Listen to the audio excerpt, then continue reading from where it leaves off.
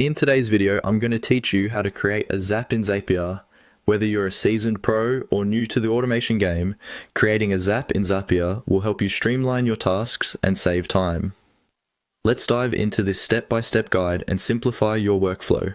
First, you'll need to start by clicking on the Create button. This is the beginning of setting up your new automation, also known as a Zap. When you're in the Zapier dashboard, you'll find the Create button located prominently on the main page.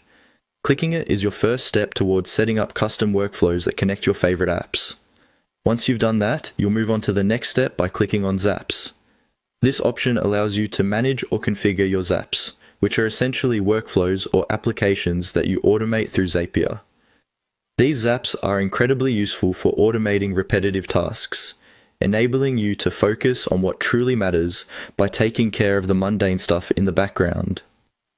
As you click Zaps, you'll notice it opens up a world of possibilities.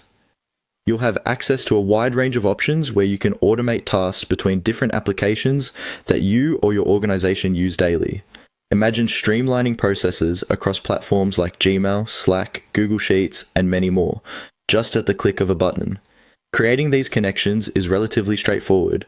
While setting up your Zap, you'll be making decisions about which application to trigger and which other applications will be actioned once your chosen trigger occurs. Consider your usual workflow and where automation can reduce your workload.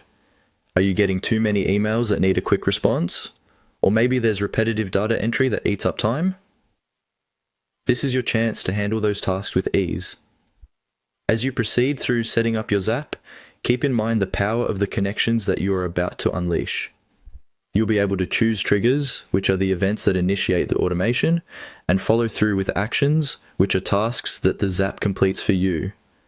It's like having a personal assistant that's working tirelessly in the background. Throughout this journey, Zapier provides prompts and suggestions to guide you along the way.